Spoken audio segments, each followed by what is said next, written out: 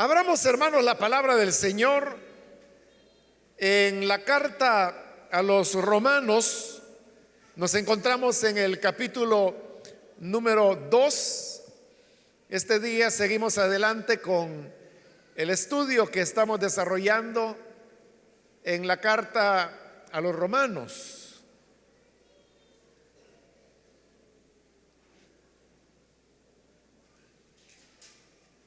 Dice la palabra del Señor en Romanos capítulo 2, versículo número 17 en adelante. Ahora bien, tú que llevas el nombre de judío, que dependes de la ley y te jactas de tu relación con Dios, que conoces su voluntad y sabes discernir lo que es mejor porque eres instruido por la ley, que estás convencido de ser guía de los ciegos y luz de los que están en oscuridad, instructor de los ignorantes, maestro de los sencillos, pues tienes en la ley la esencia misma del conocimiento y de la verdad. En fin, tú que enseñas a otros, ¿no te enseñas a ti mismo? Tú que predicas contra el robo, ¿robas? Tú que dices que no se debe cometer adulterio, ¿adulteras? Tú que aborreces a los ídolos, ¿robas de sus templos? Tú que te jactas de la ley, ¿deshonras a Dios quebrantando la ley? Así está escrito: por causa de ustedes se blasfema el nombre de Dios entre los gentiles. La circuncisión tiene valor si observas la ley, pero si la quebrantas, vienes a ser como un incircunciso. Por lo tanto, si los gentiles cumplen los requisitos de la ley, ¿no se les considerará como si estuvieran circuncidados? El que no está físicamente circuncidado, pero obedece la ley, te condenará a ti, que a pesar de tener el mandamiento escrito y la circuncisión, quebrantas la ley. Lo exterior no hace a nadie judío, ni consiste la circuncisión en una señal en el cuerpo. El verdadero judío lo es interiormente, y la circuncisión es la del corazón, la que realiza el espíritu, no el mandamiento escrito. Al que es judío así, lo alaba Dios y no la gente. Amén. Hasta ahí dejamos la lectura. Pueden tomar sus asientos, por favor, hermanos.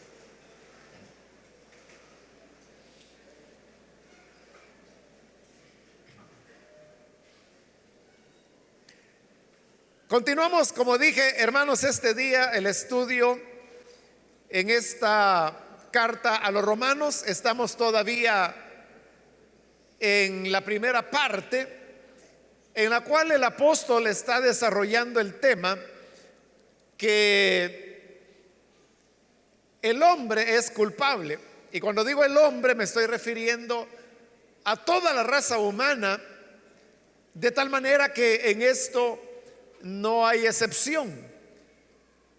La culpa por el pecado es universal. No escapa ningún ser humano de el hecho de ser un pecador. Pablo comenzó este razonamiento con los paganos, es decir, con los gentiles, y él indicó el camino que en su momento lo explicamos detalladamente, es un camino descendente de ir de más a menos, hasta que los hombres llegaron a una depravación total. Pero luego Pablo pasó a tratar el tema de los moralistas, así fue el nombre que les pusimos, que son aquellas personas que aparentemente son correctas, hacen lo bueno, pero además señalan el mal que otras personas hacen. Pero ante eso, Pablo también demostró que estos moralistas continúan siendo humanos y que como humanos también cometen los mismos pecados que ellos señalan en otros. Por eso él decía que en lo que juzgas a otro, te condenas a ti mismo. Porque cualquier cosa que un moralista quiera señalar a otra persona, en realidad se está señalando a sí mismo, porque él también hace las mismas cosas. Porque pertenece a la raza humana, y la raza humana toda está en una misma condición de pecado. Esto lo explicará más despacio y más ampliamente Pablo en el capítulo número 5. Después de eso, hermanos, vimos a aquellos que se jactaban en el hecho de tener la ley y de conocer la palabra. Eso fue lo que vimos en la última oportunidad. Y mencionábamos que Pablo decía que no es ninguna ventaja que una persona tenga la palabra de Dios, las escrituras. O sea, una persona puede tener las escrituras, pero eso no le da ningún provecho. Por eso es que las palabras que leíamos, donde la escritura dice que no es el que oye la ley el que agrada a Dios, sino el que la pone en práctica. Dios no considera justos a los que oyen la ley, sino a los que la cumplen. De manera que no es la clave o lo valioso de la vida el tener la palabra, lo importante es cumplirla. Y con eso, pues, esas personas que se jactaban de tener o conocer la palabra, como hay gente que dice, no, yo en mi casa tengo 4 Biblias, pero eso no le hace mejor. Si quiere puede tener un depósito de Biblias con 1000 ejemplares o tener una colección. Así como hay personas que coleccionan diversos objetos, tal vez hay gente que colecciona Biblias y puede tener en su colección, no sé, 1000, 2000 Biblias, pero eso no le beneficia en nada, porque lo que se necesita no es tener la palabra, sino cumplirla. Y luego, en estos versículos que hoy hemos leído, Pablo va a terminar colocando a todos bajo la culpa del pecado, refiriéndose específicamente ya a los israelitas o judíos, como él los llama acá. Este es un tema que también se va a extender en los primeros versículos del capítulo 3, pero eso lo vamos a ver posteriormente. Entonces veamos en el versículo 17. Dice, ahora bien, tú que llevas el nombre de judío. Note que aquí, hermanos, hay un cambio en cómo Pablo ha venido desarrollando las cosas. En la introducción que hicimos a esta carta a los romanos, dijimos que hay momentos en la carta en que Pablo se está dirigiendo a los gentiles y por momentos se está dirigiendo a los judíos. Todo lo que hemos visto anteriormente, él está hablando a los gentiles. Pero hoy aquí vemos que ahora hay un cambio, porque ya se dirige específicamente a los judíos, le va a hablar a los judíos. Por eso decíamos, Romanos es una carta cuyos destinatarios son tanto gentiles como judíos. Pero también hay otra diferencia, y es que ahora Pablo los va a llamar por nombre. A todos los anteriores él no les ha dado un nombre. Los nombres que nosotros hemos ido dando, como el de paganos, el de moralistas, el de los portadores de la palabra, pero que no la cumplen, esos son nombres que nosotros hemos fabricado con el fin de facilitar las cosas.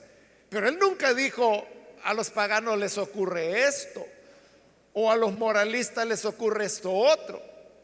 Sin embargo, hoy sí, él dice: tú que llevas el nombre de judío. O sea, está siendo directo y los está llamando por nombre. Y lo hace así porque a continuación él desarrollará un tema que de manera especial tocaba la sensibilidad de los judíos. Y por eso era importante que ellos tuvieran bien claro que era a ellos que Pablo se estaba dirigiendo. Ahora, note que aquí dice la palabra: tú que llevas el nombre de judío. Eso realmente es lo que dice el original. Aclaro esto porque la Reina Valera lo que dice es: tienes el sobrenombre de judío. No se sabe realmente cuál fue el criterio que Casiodoro de Reina utilizó para traducir lo que dice nombre por sobrenombre. Probablemente, pero esta solo es una idea, ¿no? Porque lo ideal sería preguntarle a él. El problema es que tiene 500 años de muerto, ¿no? Pero lo ideal sería eso, preguntarle a él por qué tradujo de esa manera. Pero como ya está muerto, solo hay suposiciones. Entonces, algunos suponen que esto de judío, Casiodoro de Reina no lo veía como un nombre, y por eso él utilizó la palabra sobrenombre. El problema, hermanos, es que esa palabra sobrenombre en español tiene una connotación diferente a lo que realmente el original quiere decir. Porque sobrenombre para nosotros es lo que popularmente llamamos un apodo. Entonces, una persona se puede llamar de determinada manera, pero de sobrenombre o de apodo le dicen de esta o de otra forma. Es decir, que la misma palabra sobrenombre ya lleva una connotación de informalidad, de broma.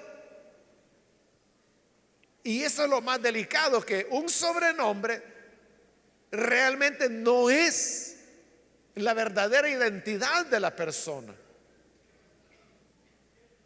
Por eso se llama sobrenombre, porque el nombre es la identidad de la persona. Pero el sobrenombre o apodo, esa no es la identidad. Eso es un apodo que se puede usar entre amigos, como broma, compañeros de trabajo, etcétera. Pero eso no es lo que dice el original. El original lo que dice es el nombre. ¿Y por qué es importante aclarar esto? Porque, por lo que dije anteriormente, que Pablo quiere dejar bien claro a quién se está refiriendo. Si se tratara de un sobrenombre, entonces uno pudiera pensar: entonces está hablando de aquellos que no eran auténticos israelitas, pero que se hacían llamar judíos. Esa interpretación cabría en la traducción sobrenombre. Por eso es que en la traducción, como es desde el punto de vista de la ciencia de la traducción la correcta, que es traducir: llevas el nombre de judío, ahí sí queda claro, porque está hablando que la identidad plena de a quién Pablo se está dirigiendo es israelitas o judíos, sin lugar a duda. Y a ellos les dice, a los judíos, que dependes de la ley y te jactas de tu relación con Dios. Los judíos eran de la idea que es verdad todo lo que Pablo ha dicho hasta este momento. Es verdad que los paganos, en lugar de adorar a Dios, adoraron a las criaturas, como Pablo lo ha explicado. Es verdad, decían los judíos, que entre los paganos hay prácticas en contra de la naturaleza, como Pablo lo ha explicado, y que entre ellos hay perversos, hechiceros, mentirosos, etcétera. Pero el judío decía: nosotros no somos así, porque nosotros dependemos de la ley. Y por eso Pablo dice: tú que llevas el nombre de judío, dependes de la ley y te jactas de tu relación con Dios. Es decir, él decía: yo soy diferente, porque yo tengo la palabra de Dios, yo tengo la ley. Y se jactaba de tener una buena relación con Dios. Esto, hermanos, lo podemos tener claro a través de un ejemplo que el mismo Señor Jesús lo dio. Fue una parábola que él contó de dos hombres que fueron al templo a orar. Uno era un fariseo y el otro era un cobrador de impuestos. Y el fariseo, dijo el Señor, él oraba consigo mismo. Y lo que decía es: Señor, te doy gracias porque yo no soy mentiroso como los otros hombres, yo no soy adúltero como los demás hombres, y además de eso ayuno 3 veces por semana, entrego mis diezmos, así que por todo eso yo estoy muy agradecido. Ese era el judío. El judío hablaba de esa manera. Bueno, de hecho, en los midrash, que vendrían a ser como los comentarios que nosotros tenemos de la palabra de Dios, es bien conocido eso, que los rabinos, que eran los que escribían los midrash, ellos decían que el israelita o el judío todas las mañanas debía orar en primer lugar para darle gracias a Dios por no haber nacido gentil y por no haber nacido mujer. Así decían los maestros rabinos. Entonces el israelita por las mañanas todos los días hacía esa oración y le decía: Señor, te doy gracias porque yo no nací siendo gentil. Te doy gracias porque no soy salvadoreño. Gracias porque soy israelita. Y gracias porque soy hombre y no mujer. Esas eran las cosas de las cuales ellos se jactaban. A ellos es a los que Pablo hoy se está dirigiendo. Pero continúa hablando de las cosas de las cuales ellos se jactaban. Dice el versículo 18: conoces su voluntad y sabes discernir lo que es mejor, porque eres instruido por la ley. Ahí la expresión sabes lo que es mejor,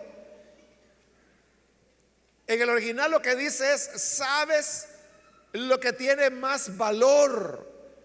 Entonces, ¿cómo era que el judío podía saber qué era lo verdaderamente importante delante de Dios y qué era menos importante o sin importancia? Lo sabía por la palabra. Por eso es que Pablo dice: sabes discernir lo que es mejor porque eres instruido por la ley. Recuerde que Pablo no es que fuera un enemigo de la ley. Más adelante Pablo dirá que tener la palabra de Dios, tener la ley, eso era un privilegio. El problema era que se quería lograr a través de la ley algo que la ley no era capaz de dar. Ya vamos a llegar ahí hoy mismo. Pero entonces, ¿tiene la ley utilidad? Claro que tiene utilidad. Y una utilidad es esta que él está mencionando en el versículo 18, que por ser instruido en la ley, una persona podía decir: esto es lo que realmente es importante para Dios. En el 19 continúa Y dice, estás convencido de ser guía de los ciegos y luz de los que están en oscuridad. El judío se jactaba y se jacta todavía que él es el único que conoce la verdad. Para el judío, nosotros los cristianos estamos perdidos,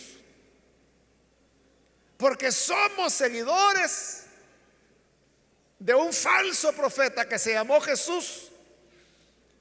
Pero lo peor para ellos es que nosotros hemos creído en un evangelio que para ellos fue desarrollado por un hereje que se llamó Pablo, es decir, Saulo de Tarso. Entonces, para ellos nosotros estamos en ignorancia, en oscuridad total. Entonces, ellos se ven a sí mismos como los guías de los ciegos. Usted sabe que es un guía de ciego. El ciego no ve. Entonces, el guía es el que le ayuda, el que va con él y que le acompaña y le dice: por acá es el camino, aquí hay 2 gradas, vamos a bajarlas, etcétera. Ese es el guía, que se usaba mucho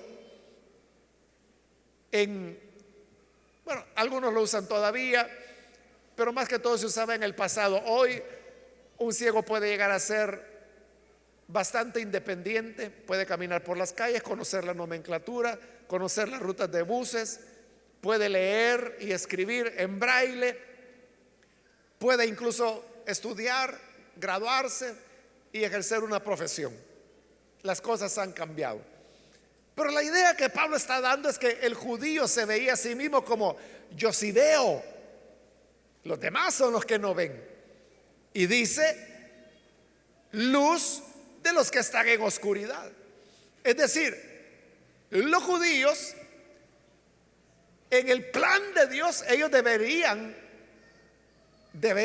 haber desarrollado una labor educativa, ser luz de los que estaban en oscuridad. Israel debió enseñar de Dios a todas las naciones. Pero eso es lo que Israel no hizo. ¿Por qué no lo hizo? Porque Israel se encerró en su orgullo. Ese es el tema que desarrolla el libro de Jonás. ¿Por qué Jonás no quería ir a Nínive a predicar el evangelio como el Señor le había dicho? Porque eran paganos.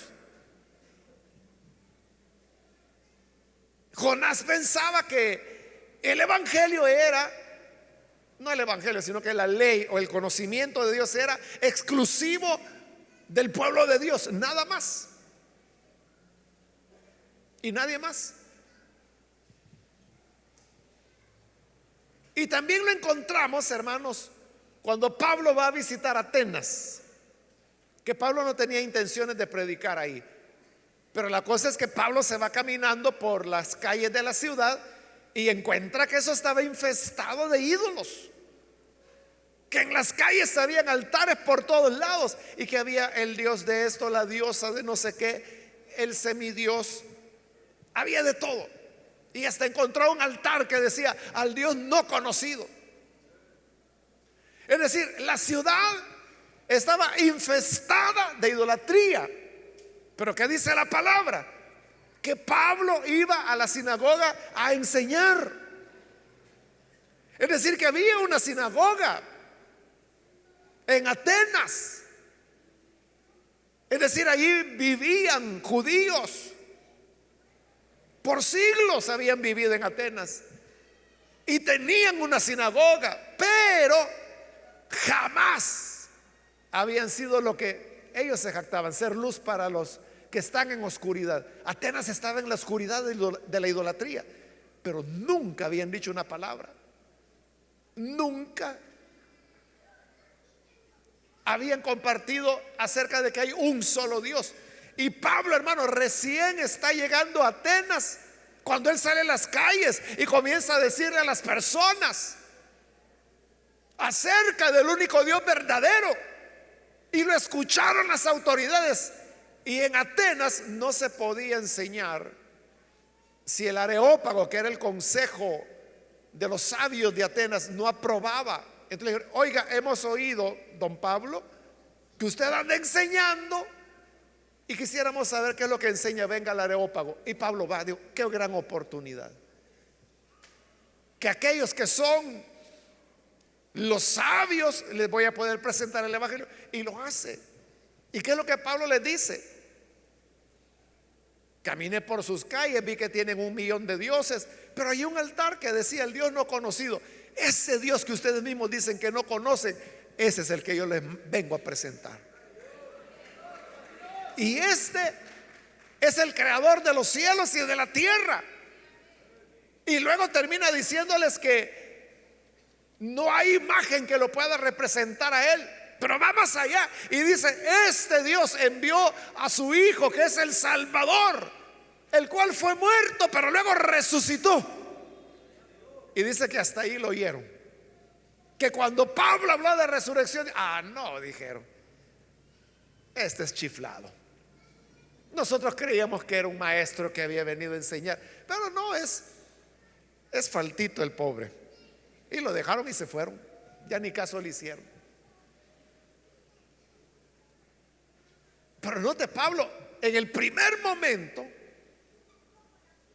comenzó a hablar. La sinagoga no lo hacía. Entonces el judío, que él mismo decía que era luz de los que están en oscuridad, nunca fueron tan luz. Dice el 20: instructor de los ignorantes, nunca fueron instructores.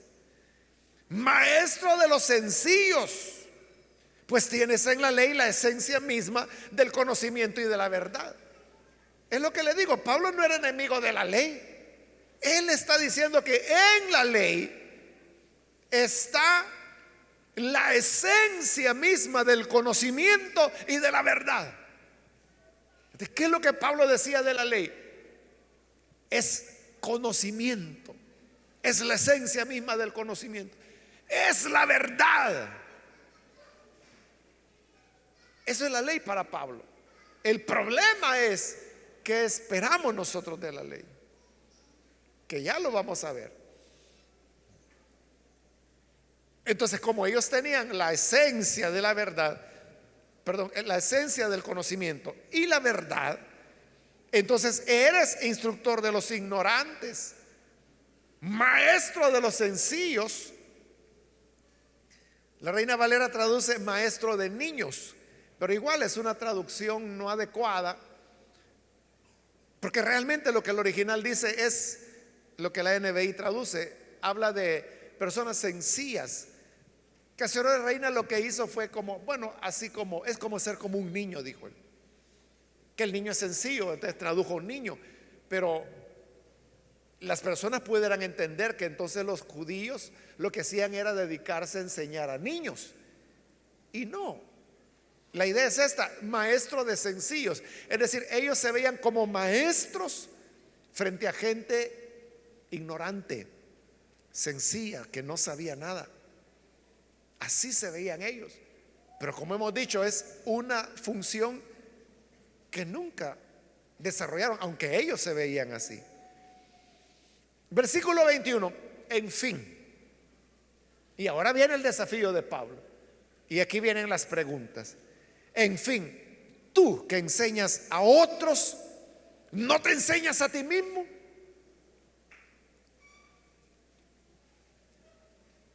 O sea, aquí viene la reprimenda de Pablo y es muy fuerte. Es una reprimenda muy fuerte la que él les va a hacer. Pero Pablo tenía una base para hacerla, y es que él era judío. Y no solamente era judío, sino que había pertenecido a la secta de los fariseos. Entonces, era judío, había sido fariseo, entonces él sabía las interioridades del judaísmo.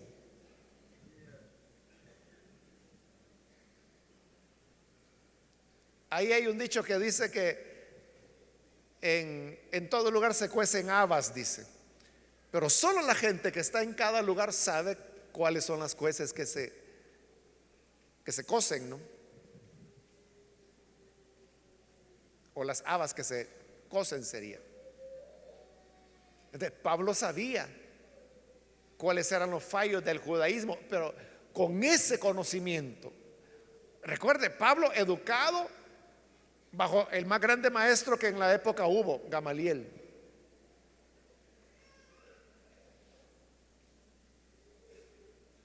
Judío, circuncidado el octavo día, de la tribu de Benjamín,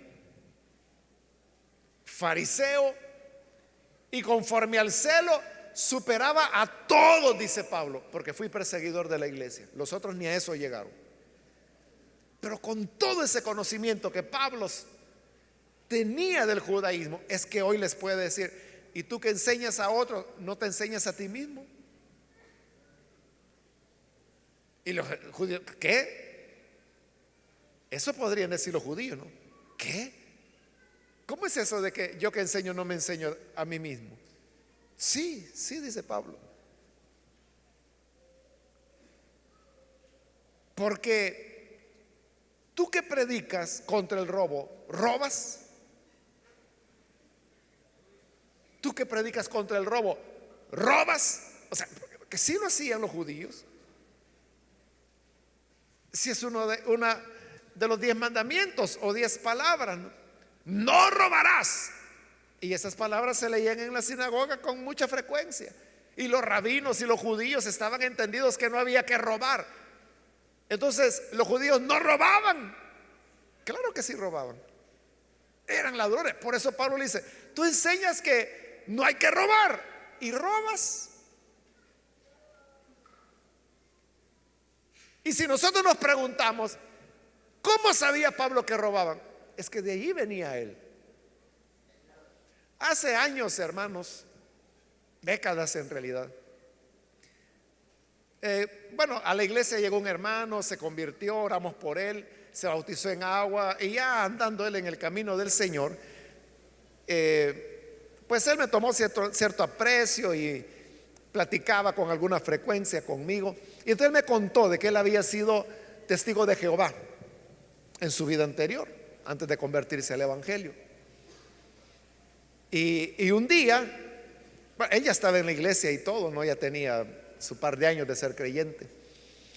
Y él me contó que habían llegado a su casa los testigos de Jehová, como ahí andan de puerta en puerta, ¿verdad? Diciéndole a todo el mundo que ya le va a caer el Armagedón en la cabeza. Entonces llegaron donde él. No lo conocían.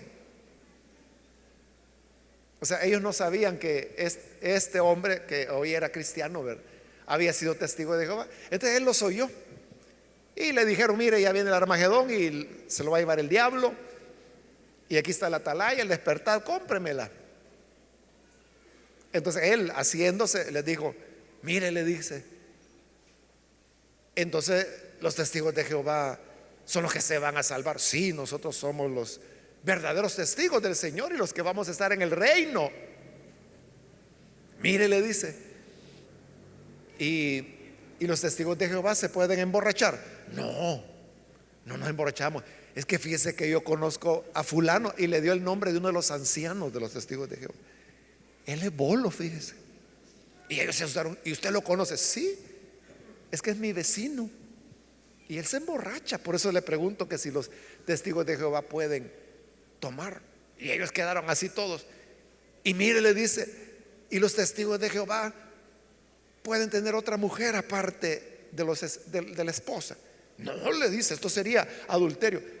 Pero mire, la fulana, y le da el nombre de otra señora conocida dentro de los salones del reino. Ella tiene un amante. Y no, ¿y usted cómo sabe?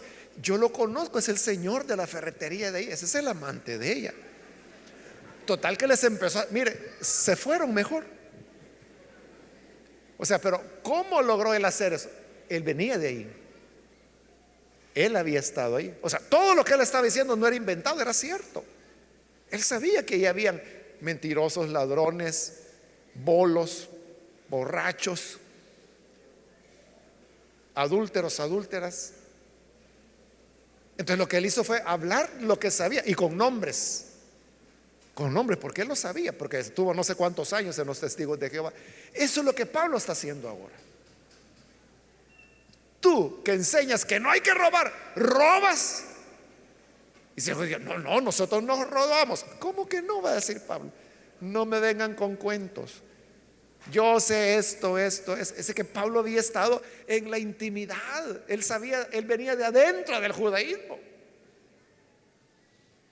Y luego, por eso mismo les pregunta, versículo 22, tú que dices que no se debe cometer adulterio, adulteras otra vez. O sea, ¿por qué Pablo dice, ustedes enseñan que no hay que adulterar y adulteran?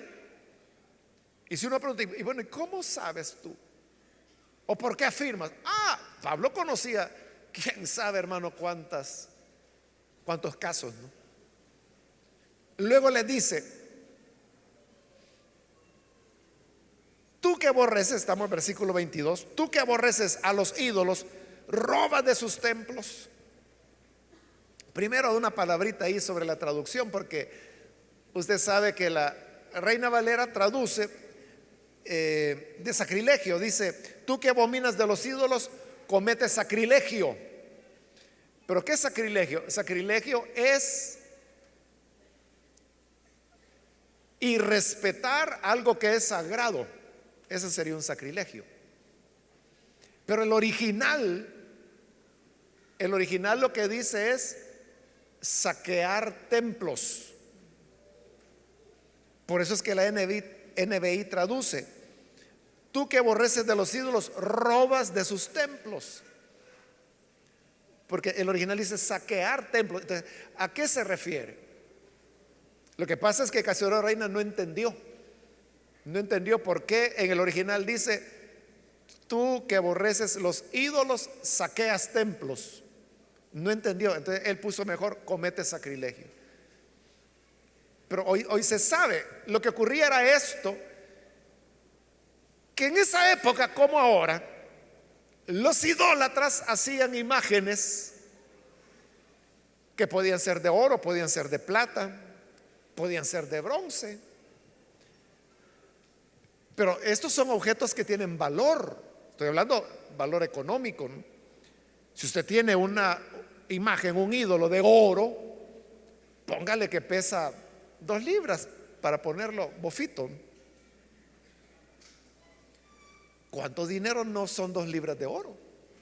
Entonces, había gente que se robaba los ídolos, igual que ahora.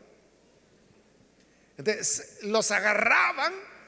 Pero claro, lo que ellos querían era venderlo, porque sabían que habían cometido un robo, habían saqueado un templo pagano. Entonces, el ladrón lo que busca es rápido deshacerse de lo que robó, y por eso lo da muy barato. Por eso es que celulares que cuestan 500, 600, hasta $800, ahí los andan vendiendo en la calle por 20, 30 dólares. Son robados. O sea, lo que el ladrón quiere es deshacerse de eso lo más pronto que pueda y que le quede a usted el bombazo, ¿no? Sí, esa es la prueba del delito. ¿Sí? A usted le puede caer. Entonces, eso es lo que hacían en la época. Vendían los ídolos. Entonces, los judíos participaban de ese comercio. O sea, porque como ellos sabían que los ídolos no son dioses. No son dioses. Entonces, a ellos no les importaba agarrarlos a martillazos.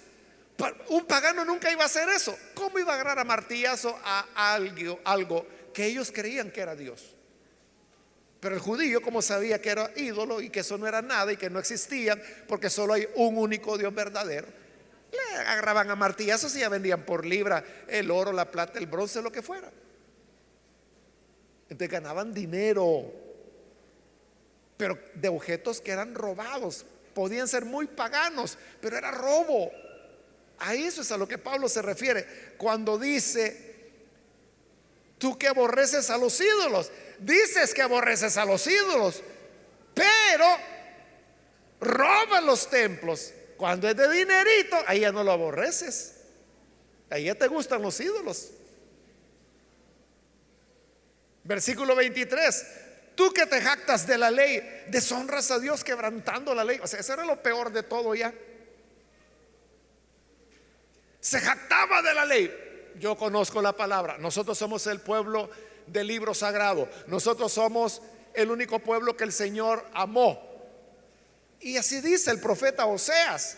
Dice, de todas las familias de la tierra, solamente he amado a la familia de Jacob. Vaya, ¿qué más claro lo quiere?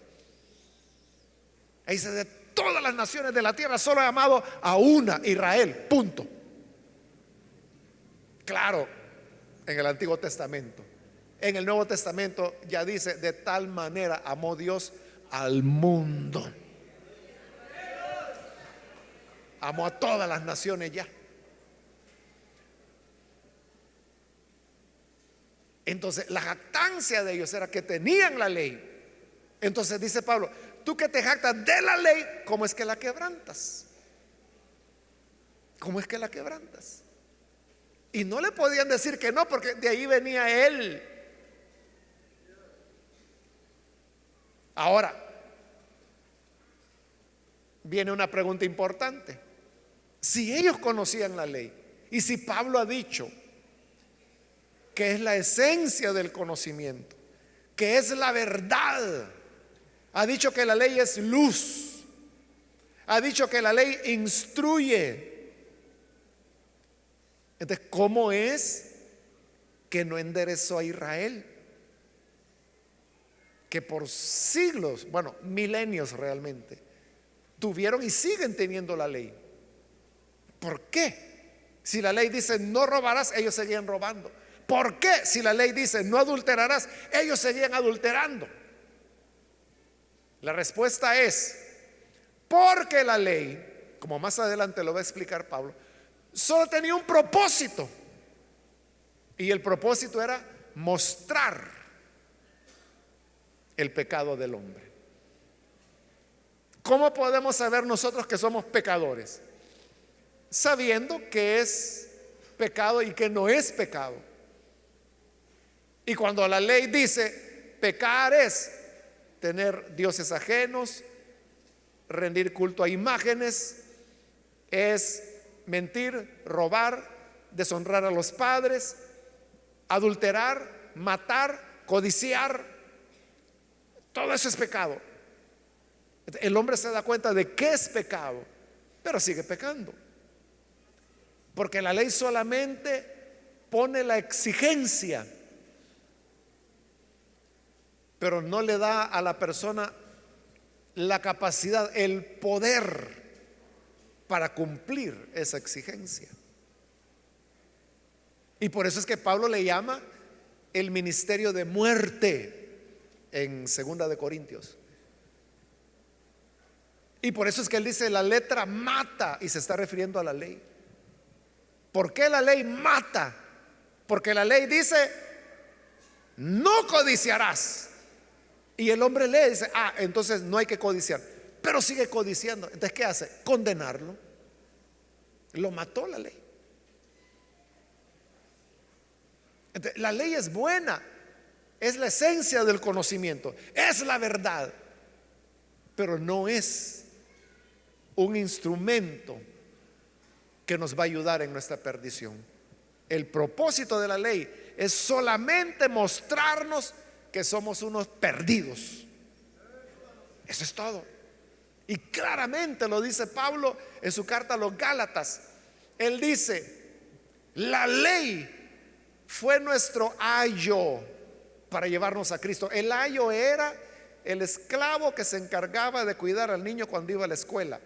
Bueno, no era escuela propiamente, era llevarlo a un maestro.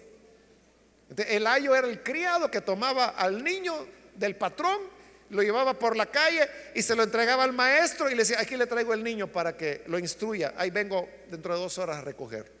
Entonces Pablo dice, la ley fue ese criado, fue ese ayo que nos tomó a nosotros, a los seres humanos, y dijo, te voy a llevar al que te va a enseñar. Y nos llevó ante Cristo y dijo, ahí te lo dejo para que tú lo endereces.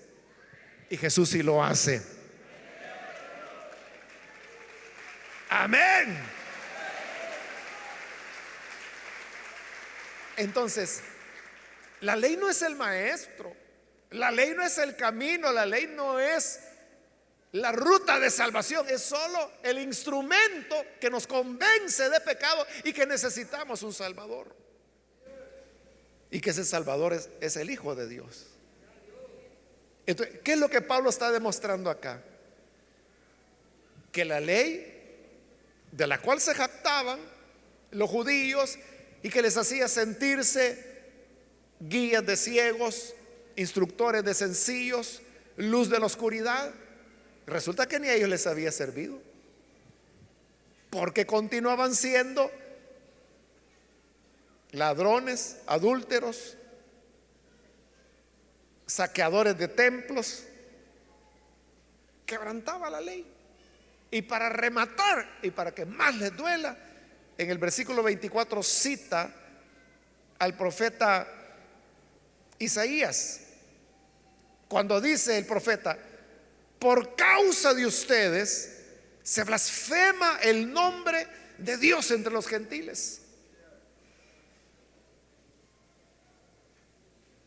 Y así era. Bueno, yo no le puedo decir, bueno, sí, hermano, sí podemos decirlo. O sea, cuando la gente viene y dice, mire, Israel, dicen, es el pueblo escogido de Dios. Aunque realmente el pueblo escogido de Dios son todos aquellos que Él ha elegido para vida eterna, sean gentiles, judíos, pero todo aquel que cree en Cristo, ese es el pueblo escogido de Dios. Y de esos hace 2000 años ya. Pero hay gente que se quedó atrás, hace 2000 años atrás, y dicen, Israel es el pueblo escogido de Dios. Entonces viene el incrédulo y pregunta, ¿cómo va a ser Israel el pueblo escogido de Dios? Si Israel, por ejemplo, tiene desplazados a millones de palestinos que los ha echado de sus tierras, ¿cómo van a ser ellos pueblo de Dios? ¿Cómo va a ser Israel el pueblo de Dios o el pueblo escogido, si entran en los territorios donde viven los israelitas y entran con tractores y les botan las casas, los echan y los tiran a la calle? Y hay más refugiados y les botan las casas así por quitárselas y punto. ¿Es eso ser pueblo de Dios? A eso se refería Isaías cuando dice, por causa de ustedes se blasfema el nombre de Dios, por causa de las injusticias que el Israel de hoy hace, es que el nombre de Dios es blasfemado por los incrédulos. Porque entonces, si este es el pueblo escogido, ¿qué tipo de Dios es ese? Pero lo mismo ocurre si nosotros lo aplicáramos a la iglesia. O sea, ¿por qué la gente blasfema del nombre de Dios hoy en día? Blasfeman porque les cae mal Jesús.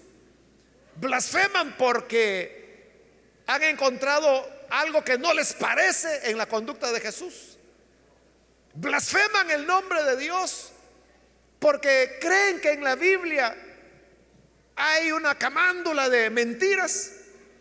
No, la gente blasfema a Dios cuando ve al que dice ser pueblo de ese Dios. Dice, para ser como ese sinvergüenza.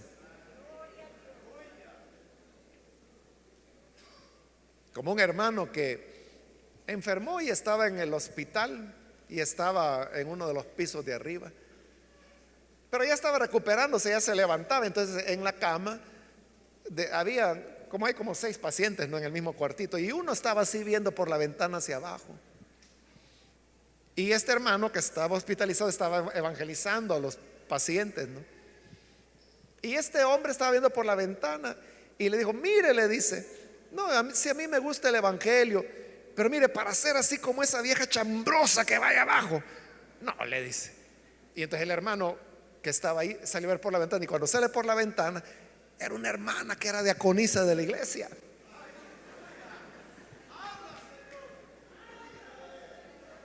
Y él no le dijo nada, ¿verdad? Él no le dijo, mire, ella es diaconisa de mi iglesia. No le dijo nada. Entonces, ¿por qué es blasfemado el nombre de Dios? Por su pueblo, por los pícaros, por los sinvergüenzas, por los mentirosos, por los pastores ladrones, mentirosos, adúlteros, mujeriegos. Por eso es que es blasfemado, es por causa del pueblo. Entonces, ¿qué sentido tenía? O sea, porque esa es la ley. Isaías 52, que es de donde Pablo ha tomado la cita, eso es parte de la ley. De la ley misma dice: mi nombre es blasfemado entre los gentiles por causa de mi pueblo. O sea, la misma ley está confirmando las palabras de Pablo. Solo un dato curioso, hermanos, y es que en ese versículo 24, en el original, lo que dice es: por causa de ustedes se blasfema el nombre de Dios entre los gentiles. Así está escrito. Es decir, que la expresión "así está escrito" se encuentra después de la cita. Y eso es interesante porque es la única vez en el Nuevo Testamento en que primero se pone la cita y luego se dice "así está escrito". Porque en todas las demás siempre "así dice la escritura" o "así está escrito" y luego dice. Entonces, si está al final, ¿por qué los traductores, tanto la Reina Valera como la NBI, por qué lo pone antes? Lo hace simplemente por armonizar con todas las demás citas que tiene el Nuevo Testamento. Pero note el efecto que Pablo quería lograr. Vea lo que él ha venido diciendo: tú que te jactas de la ley, deshonras a Dios quebrantando la ley. Por causa de ustedes se blasfema el nombre de Dios entre los gentiles. Y cuando le dice "así está escrito" al final, ahí les da el golpe de gracia, hermano. O sea, porque imagínense un judío que está muy molesto por esto que Pablo les está diciendo. Y le está diciendo: tú que te jactas de la ley, deshonras a Dios quebrantando la ley.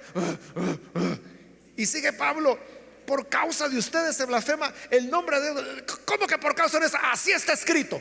¡Plum! Lo cayó. Porque es la misma ley la que le está diciendo eso. Entonces lo usa de esa manera Pablo para terminarle de dar, hermano, el último golpe de gracia, ¿no? Bueno, apurémonos. En el 25 dice: la circuncisión tiene valor si observas la ley, pero si la quebrantas, vienes a ser como incircunciso. El judío, hermano, tenía mucha fe en la circuncisión. Para ellos, el que había sido circuncidado, ese ya se salvó. Es más, los rabinos enseñaban que Abraham iba a estar en la puerta del infierno y que toda persona que iba a entrar en el infierno, Abraham iba a estar pendiente si era circuncidado o no. Si era circuncidado, no iba a permitir que se fuera al infierno. Claro, eso era la enseñanza de los rabinos, ¿no?, que se encuentra en los Midrash. Pero entonces note, para ellos la circuncisión era todo. Se circuncidó, ya se salvó. Es igual que en la doctrina católica. La doctrina católica dice que el niño o la niña que se bautiza ya es parte, pasa a ser parte del cuerpo de Cristo. Por eso es que el católico le da tanto énfasis al bautismo. Porque mire, que en la doctrina católica, ¿no?, ¿qué los hace parte del cuerpo de Cristo? No es el creer, no es el arrepentimiento, no es la fe, es el bautismo. Es el bautismo. Entonces, ya se bautizó, ya despreocúpese, compadre. Ya está bautizado el niño, ya se bautizó, ya estuvo. Igual era el judío, ya está circuncidado, ya se salvó. Pero Pablo viene y hace este razonamiento: la circuncisión tiene valor si observa la ley, pero si la quebrantas, vienes a ser como un incircunciso. Tal vez algunos están preguntando: ¿y qué es la circuncisión? La circuncisión es una operación, una cirugía menor que consiste en cortar o retirar el prepucio del miembro viril masculino. Esa es la circuncisión, que fue establecida con Abraham como señal del pacto. Ese es el punto, que Dios le dijo: esta es la señal del pacto entre tú y yo. Entonces, ellos decían: una vez se circuncida, ya entró en pacto con Dios, ya estuvo. Pero Pablo dice, ¿y de qué sirve que estés circuncidado si quebrantas la ley? Igual nosotros, por ejemplo, nosotros no practicamos el bautismo de niños por las razones que mencioné, practicamos el de adultos. Pero yo le diría, ¿qué gana una persona que se bautizó a los 20 años, digamos, pero vive como un diablo? ¿De qué le aprovecha ser bautizado? Ese es el razonamiento de Pablo. Si quebrantas la ley, ¿acaso no vienes a ser como el incircunciso? 26, por lo tanto, si los gentiles cumplen los requisitos de la ley, o sea, un tema que él tocó y que lo vimos en la ocasión anterior. Si los gentiles cumplen los requisitos de la ley, pregunta, ¿no se les considerará como si estuvieran circuncidados? Imagínese eso, hay un hombre que él es gentil y por lo tanto no lo circuncidan, porque la circuncisión es una práctica de los judíos y de los musulmanes también, y de otras religiones más pequeñas. Pero en general el gentil no. Pero ¿qué tal si este gentil que no es circuncidado, pero cumple con todo lo de la ley? Cumple con todo lo de la ley. Pregunta Pablo, ¿no será que Dios lo ve como que si estuviera circuncidado? ¿Qué es lo que le interesa a Dios? ¿Que tengamos un poco menos de piel o que tengamos obediencia a su palabra? ¿Qué le interesa a Dios? Ese es el fondo del razonamiento de Pablo. 27, el que no está físicamente circuncidado pero obedece la ley, te condenará a ti, que a pesar de tener el mandamiento escrito y la circuncisión, continúas quebrantando la ley. Es decir, muy circuncidado podrás estar, pero si quebrantas la ley, se va a salvar el pagano que no fue circuncidado pero que cumplió la ley, y no tú, que siendo circuncidado y teniendo la ley, la quebrantaste.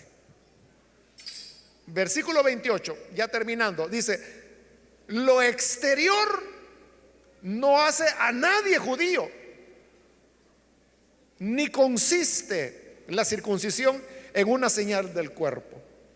El verdadero judío lo es interiormente, y la circuncisión es la del corazón, la que realiza el espíritu, no el mandamiento escrito. Es decir, la verdadera circuncisión no la puede operar el mandamiento escrito de la ley que decía que todo niño judío tenía que ser bautizado al 8º día de nacido. Es el espíritu, dice Pablo, el que tiene que circuncidar, y el corazón. Al que es judío así, no del cuerpo, sino que del corazón, lo alaba a Dios y no la gente. Porque los judíos tenían la alabanza, pero de la gente. Pero Dios, dice Pablo, lo que importa es no que la gente nos alabe, lo que importa es que Dios nos alabe. Y Dios al que va a alabar es al que es circuncidado de corazón. ¿Y cómo se sabe quién es circuncidado del corazón? El que cumple la palabra. Por eso le digo, ¿qué es lo que le importa a Dios? ¿Le importa a Dios cómo es el pene de un hombre? ¿O le importa si obedece o no la palabra? Eso es. Por eso dice, no es judío el que lo es externamente, es decir, en el cuerpo, circuncidado. Eso no hace nadie. Por eso dice, el que es judío lo es en el interior. Y la circuncisión no es la del cuerpo, dice, es la del corazón. Todavía Pablo no ha llegado a la conclusión, la va a llegar, como le digo, en los primeros versículos del capítulo 3. Pero ahí nomás, hermano, ya podemos sacar una conclusión. Y es que entonces los israelitas están, no puedo decir igual, hermanos, que el pagano, porque el pagano no conoce la palabra, y cuando peca, peca en ignorancia. En cambio, el judío que sí tiene la palabra, cuando peca, peca con conciencia. Y en ese sentido no es igual al pagano. Quizás es peor, ¿verdad? Porque ¿qué es peor? Que usted desobedezca en algo que no conoce, o aquel que sabiendo premeditadamente no lo obedece. ¿Quién peca más? La respuesta la da el Señor Jesús.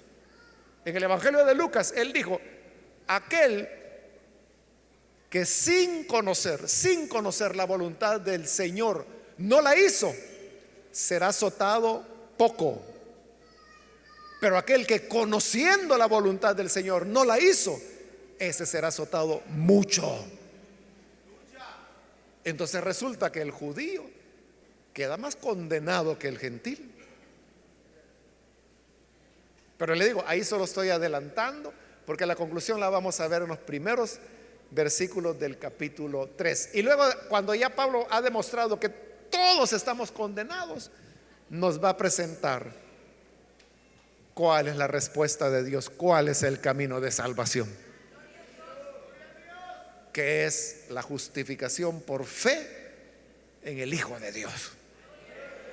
Amén. Entonces, ¿hay lecciones para nosotros ahí? Sí. ¿Está hablando de judíos? Sí. Pero hay lecciones que podemos aprender. Y las lecciones son, hermanos, que lo que a Dios le importa no es lo que somos externamente, sino que lo que somos interiormente. Como Pablo dice, no es la circuncisión, que era una expresión de pureza, la que está en el cuerpo, sino que es la del corazón.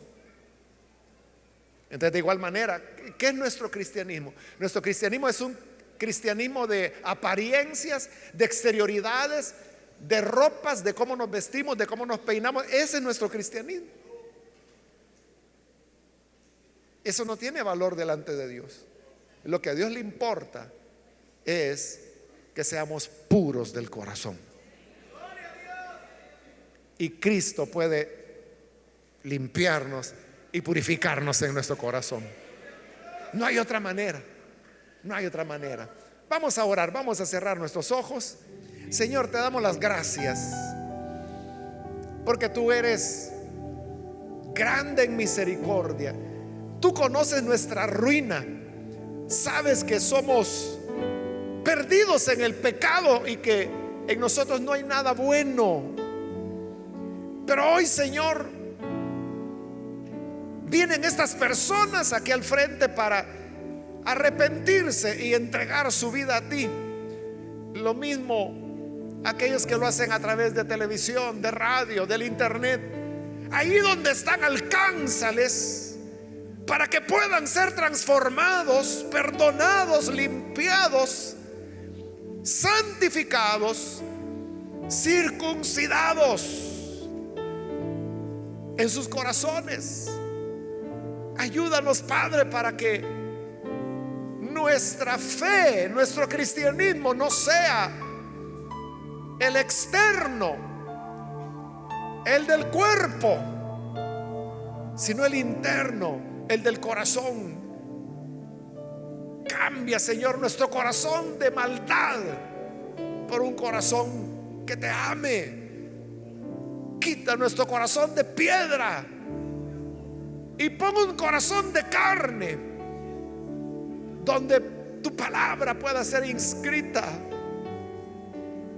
Gracias porque tú nos das oportunidades y ahora mismo abres la puerta para aquellos que necesitan venir y creer. Perdónales, recíbeles